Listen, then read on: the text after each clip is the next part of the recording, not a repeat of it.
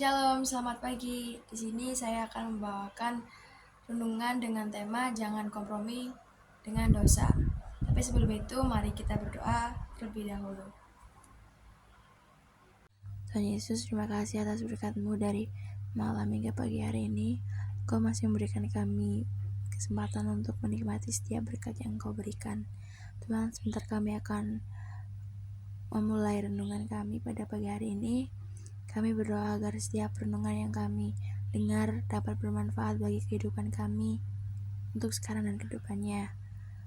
Hanya dalam nama-Mu kami sudah berdoa dan bersyukur. Haleluya. Amin. Kali ini pembacaan Alkitab kita diambil dari Matius 26 ayat 41 yang berbunyi, "Berjaga-jagalah dan berdoalah supaya kamu jangan jatuh ke dalam pencobaan. Roh memang penurut tetapi daging lemah." Kompromi adalah sebuah sikap mencoba menerima sesuatu yang semestinya tidak boleh diterima. Kompromi juga dapat berarti bersepakat dengan pihak lain untuk ikut bersama-sama melakukan sesuatu. Kompromi lebih sering bersifat negatif, sebab seseorang sering berkompromi dengan sesuatu yang sebenarnya dia tahu tidak boleh dilakukan. Dalam kehidupan iman Kristen, kompromi merupakan sebuah hal yang sering dilakukan terhadap dosa.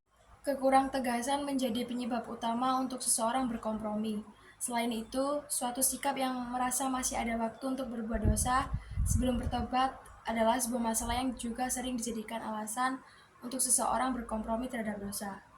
Ketika sikap kompromi ini terus dipelihara, maka akan menjadi jerat bagi orang yang memelihara sikap seperti itu.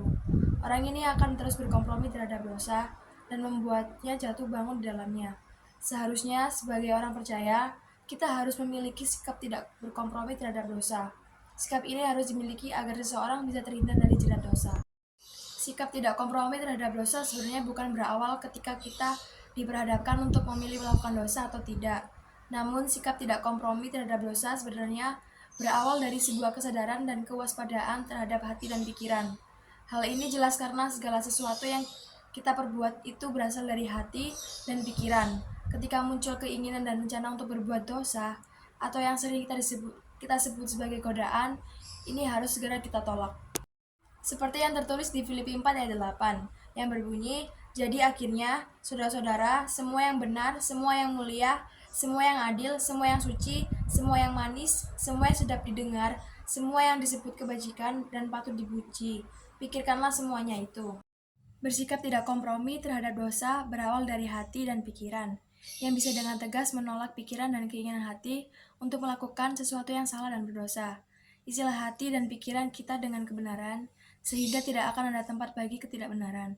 Kita perlu ingat bahwa ketaatan adalah harga mati, alias tidak bisa dikompromikan. Dalam perjalanan rohani, untuk menerima janji Tuhan, kita harus menghadapi musuh yang namanya dosa. Jangan berkompromi dengan dosa dan jangan pernah membiarkan dosa tinggal dalam kehidupan kita. Seperti yang tertulis di 1 Yohanes 2 ayat 16, yang berbunyi, "Sebab semua yang ada di dalam dunia, yaitu keinginan daging dan keinginan mata, serta keangkuhan hidup bukanlah berasal dari Bapa, melainkan dari dunia." Ada 3 hal yang membuat kita bisa membiarkan dosa berkembang dalam diri kita, yaitu yang pertama adalah keinginan daging.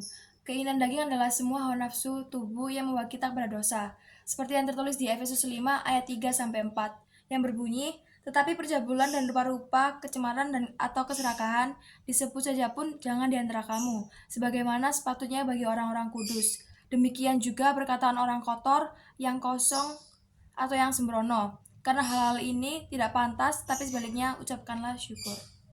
Yang kedua adalah keinginan mata. Keinginan mata adalah semua kemewahan dan nafsu duniawi yang memuaskan pandangan mata kita. Keinginan mata berfokus kepada hal-hal jasmani atau lahiriah, bukan rohani. Seperti di Matius 18 ayat 9, yang berbunyi, "Dan jika matamu menyesatkan engkau, cungkilah dan buanglah itu, karena lebih baik bagimu masuk ke dalam hidup dengan bermata satu, daripada dicampakkan ke dalam api neraka dengan bermata dua." Yang ketiga adalah keangkuhan hidup. Keangkuhan hidup adalah kesombongan atau tinggi hati karena status, kepandaian, kedudukan, atau kekayaan. Bisa pula merasa diri superior sehingga menolak didikan, teguran, atau kritik. Orang yang angkuh menjadikan diri sendiri sebagai prioritas utama. Sedangkan orang yang rendah hati menjadikan Tuhan sebagai prioritas utama, kemudian orang lain prioritas kedua, dan barulah diri sendiri. Seperti yang tertulis di Amsal 29 ayat 23, yang berbunyi, "Keangkuhan merendahkan orang, tetapi orang yang rendah hati menerima pujian."